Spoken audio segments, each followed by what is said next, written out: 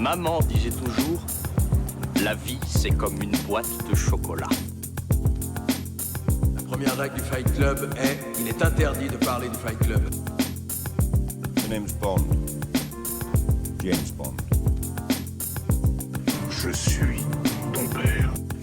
Bonjour à tous et bienvenue dans ce nouveau numéro de votre rendez-vous hebdomadaire consacré au cinéma. C'est l'instant ciné et comme chaque semaine, on se retrouve pour parler de toute l'actualité ciné avec 5 infos que j'ai soigneusement sélectionnées pour vous. Et en seconde partie d'émission, je reviens sur un film à aller découvrir en ce moment dans les salles de cinéma. Alors si vous êtes prêts, sans plus attendre, on passe tout de suite aux actus.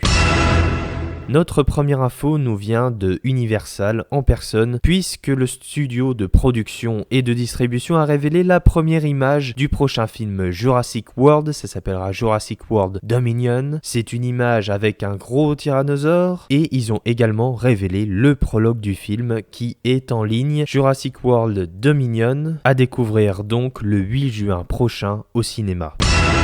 On continue avec une info qui nous vient du studio Pathé. Le prochain film de Martin Bourboulon, ou plutôt les 2 prochains films de Martin Bourboulon consacrés à la légende des 3 mousquetaires, se sont révélés puisque le premier film s'appellera Les 3 mousquetaires d'Artagnan et sortira le 5 avril 2023 et le second film sortira le 13 décembre 2023 et s'appellera Milady. On aura donc un diptyque comme annoncé avec un casting 5 étoiles, j'en avais déjà parlé il me semble dans l'instant ciné, de ce gros projet faramineux d'adaptation des 3 mousquetaires au cinéma avec un film français, ou plutôt 2 films français. Donc le 5 avril 2023 pour découvrir ce premier film et le 13 décembre 2023 pour le second. On continue avec un petit tour des bandes annonces maintenant. Cette semaine, on a eu la première bande annonce du 50e film de Claude Lelouch. Ça s'appellera L'amour, c'est mieux que la vie. Au casting, on retrouvera Kev Adams, Sandrine Bonner, Elsa Zilberstein ou encore Béatrice Dalle. Ça sera le 19 janvier 2022 au cinéma. On a également eu la nouvelle bande annonce pour le très attendu Lamb, attendu le 29 décembre au cinéma. C'est distribué par Jokers Film. Une autre bande annonce maintenant, c'est Nos âmes d'enfants du studio A24 avec Joaquin Phoenix au cinéma le 26 janvier 2022. Encore une autre bande-annonce pour le film Crypto Super Chien, le chien de Superman, un film d'animation qui sera à découvrir en mai prochain. Nous avons eu ensuite les premières images de l'adaptation de la BD Zai Zai Zai avec Jean-Paul Rouve, c'est le 23 février au cinéma. Et enfin, on termine par la bande-annonce du très bon film, parce que je l'ai vu, le film qui s'appelle L'Ennemi, une production franco-belge avec Jérémy Régnier. C'est le 26 janvier 2022 au cinéma. Je vous en reparlerai très prochainement, mais c'est un immense film. On continue dans les news de la semaine. Le New York Times a révélé que Hayao Miyazaki réalisera son dernier film pour le studio Ghibli, un film d'animation fantasy. On n'a pas plus de détails malheureusement, mais Miyazaki reviendra pour un dernier long métrage d'animation. Quel bonheur! Et enfin pour terminer, notre dernière info n'est pas très réjouissante mais elle nous vient du Figaro et la menace plane. En effet, la contribution du groupe Canal+ au cinéma français, qui est l'une des plus grandes, l'une des majoritaires, Canal+ investit énormément d'argent dans la production française au cinéma, et bien celle-ci pourrait être divisée par 2 si le groupe Canal décide, comme il est en train de le penser en ce moment, de diviser la chaîne en 2 services, un service sport et un service consacré au cinéma et aux séries. Pour le moment, rien n'est confirmé, mais Canal a essayé de revoir ses plans et du coup pourrait, avec cette division de ses programmes en sport et en cinéma-série, pourrait donc diviser par 2 sa contribution au cinéma français. C'est très compliqué parce que grâce à Canal, on arrive quand même à avoir des superbes films français. Canal est énormément présent, donc c'est dommage évidemment pour la production française. Pour le moment, rien n'est décidé, mais apparemment cette décision viendrait de la cérémonie des Césars 2021 que les dirigeants de Canal n'auraient pas apprécié. Évidemment, cette cérémonie a fait énormément débat et Canal voudrait donc revoir son point de vue et ses investissements sur le cinéma français. Donc pour le moment, affaire à suivre, mais ça ne présage rien de bon pour l'industrie du cinéma français. Et c'est déjà l'heure du film de la semaine, et cette semaine je vous parle d'un film français, un film écrit et réalisé par Audrey Estrugo, c'est sorti ce mercredi, c'est avec Théo Christine et Sandor Funtek, et ça s'appelle Suprême. Qu'est-ce que vous pensez de ces banlieues qui prennent feu au moment même où vous sortez votre premier disque ? Faut arrêter de tout confondre les gars, nous on fait du rap, on prend des micros, on prend pas des flingues. Que peut espérer un être jeune qui vit dans un immeuble laid? avec une société qui détourne le regard. La prochaine fois, je me ferai tatouer un drapeau bleu, blanc, rouge sur le cul, histoire de faire gagner du temps à tout le monde. Fais un truc dans ta vie et on en reparle. On a toujours fonctionné comme ça, on trace notre route ensemble. On n'aura pas de deuxième chance, tu comprends ça? Aujourd'hui c'est nous, demain c'est un autre. Moi c'est hors de question que je retourne monter des faux plafonds avec mon daron. Si tu veux, en gros, moi et Bruno, on s'occupe d'écrire les textes, et DJS, derrière, il s'occupe du beat. Tu crois pas que tu me fous la honte avec ton nid de ta mère partout, là? Je vois ce nom débile, là, partout sur les murs. Joey Star. Faut être intelligent pour faire de la musique. Je veux plus te voir. Tu veux plus me voir, mais pour ça, t'es mal barré, je te le dis. Le biopic, donc consacré au groupe de rap NTM, est enfin là. Suprême NTM, donc, une histoire singulière sur un groupe de rap français, l'un des premiers qui se déroule fin des années 80, début 90. Le film suit vraiment le début du groupe, la formation, puis leur premier succès, les premiers déboires et enfin la consécration. Le film se termine où ils commencent à faire les zéniths et sont enfin reconnus et invités sur les plateaux télé. Je dois dire que je suis pas du tout un immense fan de NTM, j'ai pas trop grandi dans cette culture, néanmoins j'apprécie beaucoup le rap évidemment. Voilà, je suis pas un immense fan et je dois dire que le film n'est pas fait nécessairement pour les fans. C'est pas un film de fanboy fou de NTM, donc quelqu'un qui est totalement extérieur à cette culture ou complètement extérieur à cet art qui est le rap ou à l'histoire, qui n'y connaît absolument rien sur l'histoire de Kool Chain et Joey Star, eh bien peut tout à fait aller voir le film et je vous recommande chaudement d'y aller. Donc je vous l'ai dit, c'est un film qui se déroule fin des années 80, début 90, on voit donc la formation, les débuts, puis la consécration du groupe. Il y a une vraie volonté de la part d'Audrey Estrugo, la réalisatrice et scénariste, d'inscrire le film dans un contexte social et dans une histoire. Le film est entrecoupé comme ça de petits moments de télé. On commence le film avec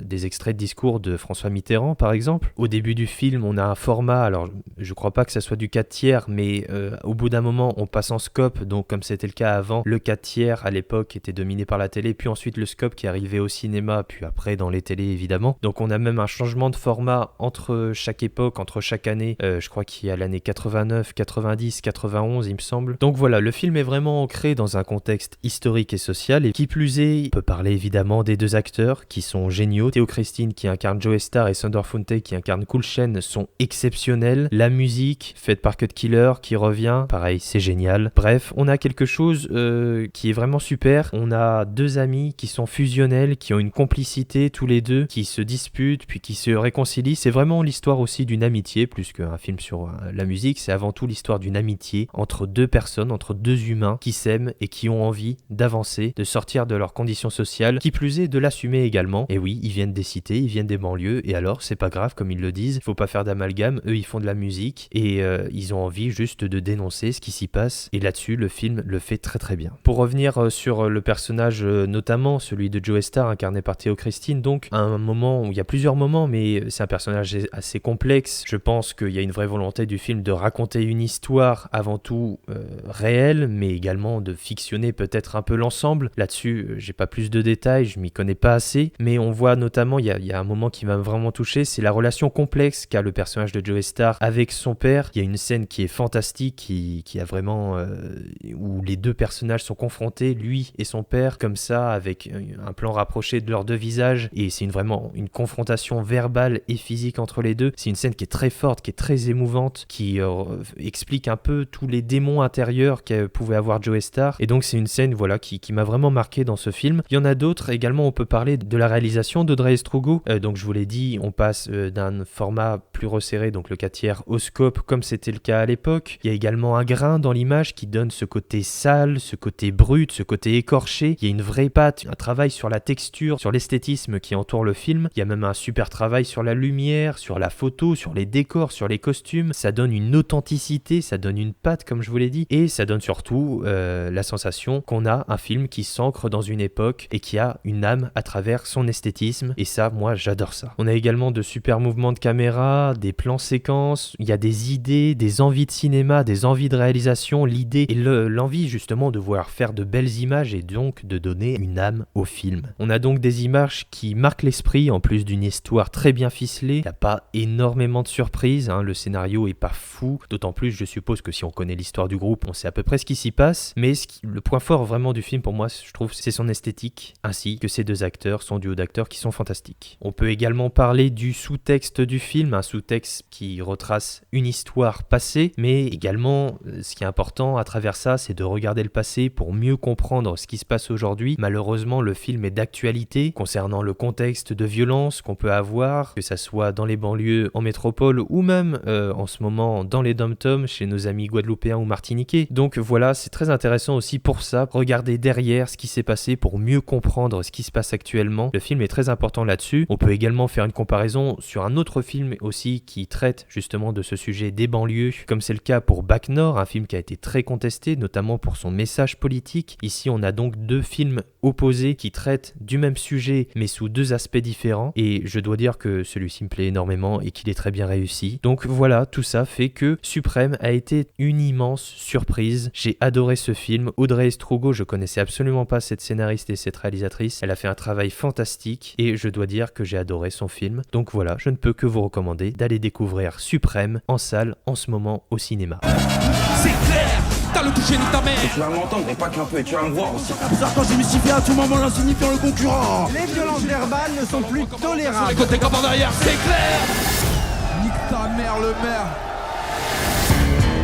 N'oublie jamais que les cités sont si sombres, tard lorsque la nuit sombre, et que les jeunes des quartiers n'ont jamais eu peur de la pénombre. Quelle chance d'habiter la France. Redescends, si je monte pas sur scène avec toi, t'es invisible. Le monde de demain, quoi qu'il advienne, nous appartient. Tu vois pas que t'es en train de tout niquer là?